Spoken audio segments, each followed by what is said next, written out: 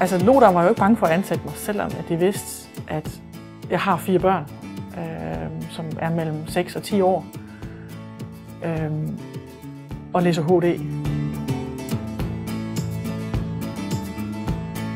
Men de er rigtig gode til, når de ved, at man er ny og nyuddannet også, at alle sørger for at hjælpe.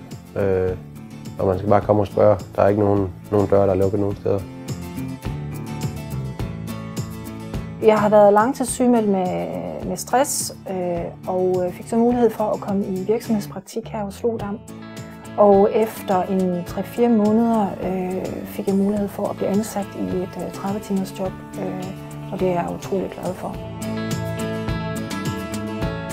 I år 2005, mener jeg det var, jeg kom hertil, fik en stilling her, og der har jeg lavet noget af det mest spændende arbejde, jeg nogensinde har lavet.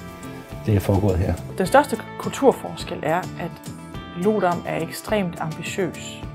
De vil virkelig nogle ting, og de er ikke bange for, når de har taget en beslutning, så at sige, men det kan godt være, at det bliver for dyrt alligevel, og kan vi ikke lige vente lidt længere tid? Kan vi ikke? Nej. Når man har taget en beslutning, så gør man det. Jeg kan huske, da jeg lige startede, der tænkte jeg, hold op, hvor er folk venlige og flinke her, og tænkte, at det er måske fordi, de ved, at jeg lige har haft stress. Men sådan er man bare her. Også det der med succeser. Altså, man kan bare mærke den ånd, når man får en stor ordre. Ikke? Jamen, vi er en del af Lodam. Det er fedt at sidde inde i kantinen og være med til at fejre det der, og mærke den spænding, der er med medarbejderne. Ikke? Altså, positivt.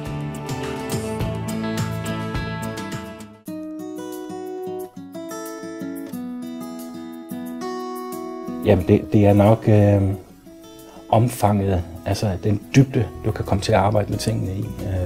Det synes jeg simpelthen er rigtig spændende. Og så er det rigtig inspirerende, når du har nogle dygtige kollegaer også. Jeg har faktisk aldrig mødt så mange dygtige mennesker på et sted, som her. En ting, som jeg har lagt mærke til her hos Lodam, som jeg synes er meget vigtigt, det er, at ledelsen gør det, den siger. Og det har utrolig stor betydning for kulturen og den ånd, der er i huset. Ja, det overrasker mig egentlig, hvor godt det kørte. Altså, hvis godt det var et firma i vækst og så videre, men at der var så meget gang i butikken, var lidt overraskende. Men kun godt jo selvfølgelig. Og det vil man jo gerne være en del af.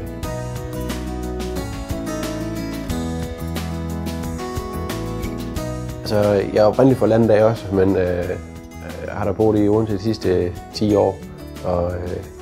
Men jeg synes ikke, omvæltningen er så stor.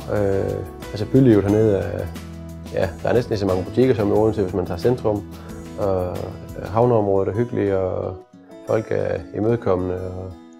Hernede, der er altså rigtig mange ting, man kan komme til, og du er aldrig mere nærmest end 50 meter væk fra naturen her, eller noget skov, eller noget aktivitet af en eller anden slags. Jeg tror ikke rigtigt, man er klar over, hvad man går glip af. Det er et rigtig godt sted at vokse op. Det er et rigtig godt sted at bo. Det er det faktisk. Jeg tror ikke, københavnere ved, hvad de går glip af. Jeg mener det.